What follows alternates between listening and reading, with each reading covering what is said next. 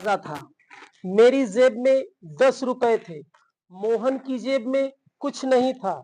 मेरी क्लास में 50 बच्चे हैं। मेरे गांव में 2000 लोग हैं। क्या आप इस टाइप के सेंटेंस बनाना चाहते हैं?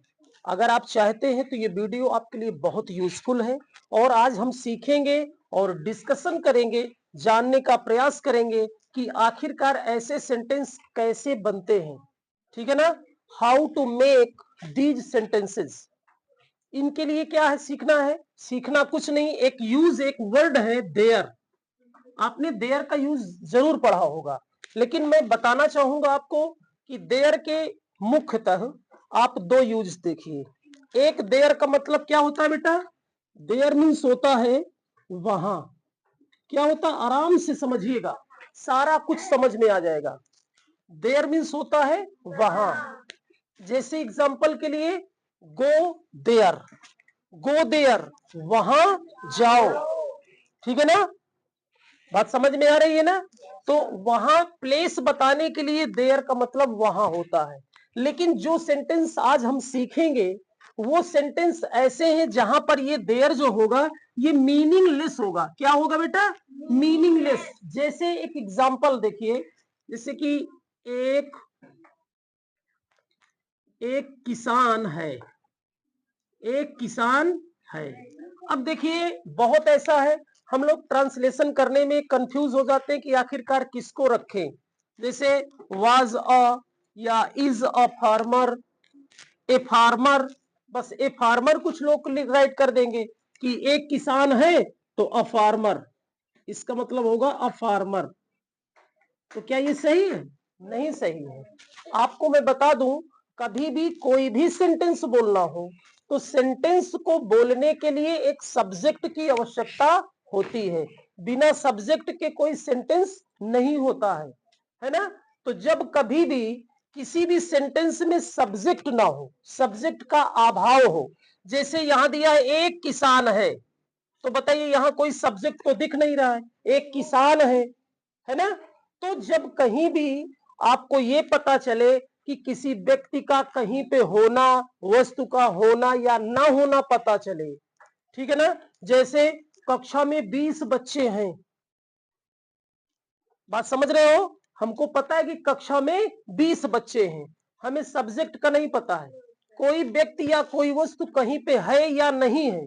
ऐसी कंडीशन हमको पता चले तो हम ऐसे सेंटेंसों को देयर से स्टार्ट करते हैं। और जैसे एक किसान है, एक किसान था, एक राजा है, एक राजा था, इसको प्रेजेंट में भी और पास्ट में भी। ठीक है ना? इस चीज को आप विशेष ध्यान रखेंगे। तो एक किसान है, तो ऐसे में हम एक सेंटेंस का जो सब्जेक्ट होगा हम देयर को लेते हैं। ठीक है ना? क्या लेते हैं? देयर को लेते हैं। और ये देयर बेटा ध्यान दीजिएगा, ये देयर यहां पर मीनिंगलेस है, इसका कोई मतलब नहीं है, कोई अर्थ नहीं है, बस ये सेंटेंस को बनाने के लिए है। यानी सेंटेंस को चाहिए एक सब्जेक्ट और सब्जेक्ट उसके पास था नहीं, तो उसने सोचा कि भैया तुम ही बन जाओ सब्जेक्ट, तो देयर बन गया। लेकिन भैया बोल दिया कि मेरा यहाँ कोई योगदान है नहीं, मेरा कोई मतलब नहीं है कि मैं मोहन हूं कि यू हूं कि ही हूं। ठीक, मैं देयर। देयर का मतलब मीनिंगलेस। तो उसके बाद तो आप जान ही गए, देयर क्या है? प्रेजेंट में है, इज अ फार्मर, है ना? बात समझ गए? अगर यहीं पर होता है एक किसान था, आपने बुक में स्टोरी सुना होगा ना, एक राजा था, तो एक राजा था, वो बुक में कैसे प्रिंट रहता है? देयर वाज अ किंग, है ना? तो यहां पर एक किसान है, अगर बोल दिया जाए एक किसान था तो उसको क्या बोलेंगे? देयर वाज अ फार्मर, एक किसान था। ठीक है? ये पहला टॉपिक समझ में आ गया। और दूसरे में चलते हैं कि जब कोई भी वस्तु या व्यक्ति कहीं पे हो या ना हो तो ऐसे क्या होगा? उसमें भी देयर से ही स्टार्ट करेंगे। क्या करेंगे? देयर से स्टार्ट करेंगे। देयर के बाद हम क्या कर सकते हैं? इज, इज आएगा, आर आएगा, वाज आएगा, वर आएगा। ठीक है ना? प्लस अदर वर्ड में, यानी सेंटेंस का कोई भी रूप हो जाएगा।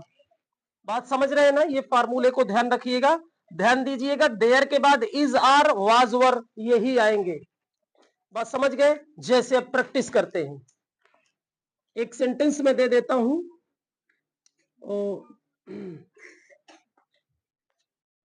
मेले में 1000 बच्चे हैं। मेले में 1000 बच्चे हैं। अब देखो यहां समझ में नहीं आ रहा, हम तुरंत उठा लेंगे। क्या उठा लेंगे? Subject there. तो देयर, अब देखो बच्चे ज्यादा हैं, बच्चे ज्यादा है तो इज लगेगा कि आर लगेगा? आर लग जाएगा। देयर आर 1000, ठीक है ना? 1000 क्या बच्चे ना? तो children, children in the fair, in the fair. बात समझ में आ गई? ये चीज समझ में आ गई। अब प्रैक्टिस करवाते हैं। जैसे कि बेटा मेरी जेब में 10 रुपए हैं, तो there are 10 rupees in my pocket.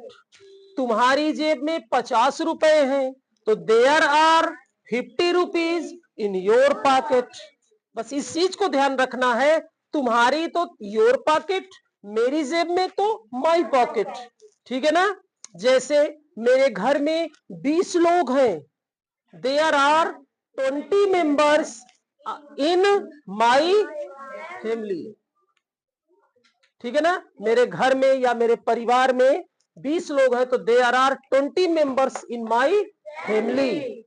मेरी कक्षा में 50 बच्चे हैं, there are 50 students in my class.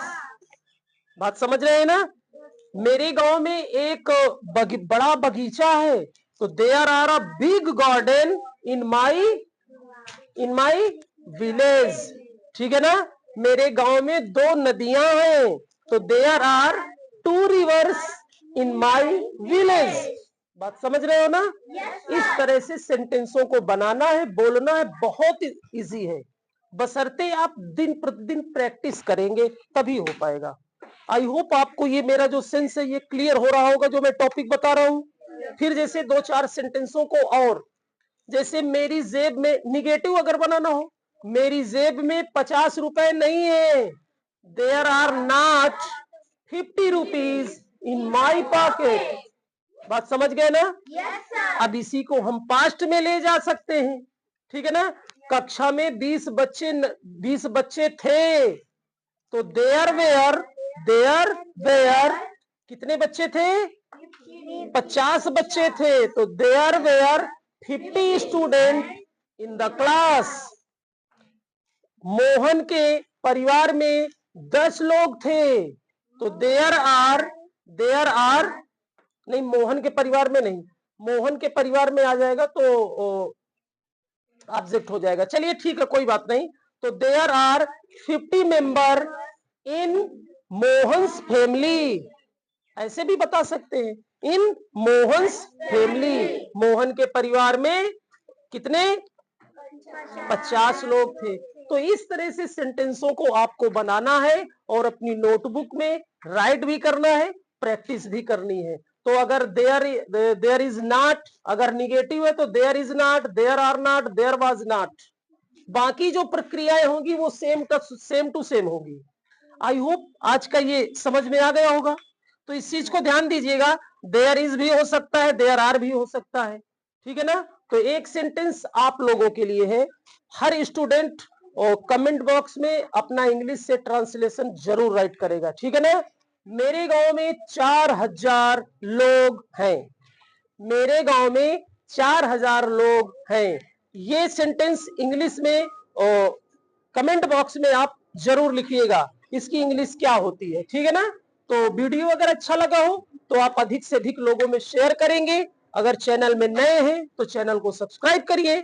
तो आज की वीडियो में बस इतना ही, मिलते हैं कल। Thank you, take care.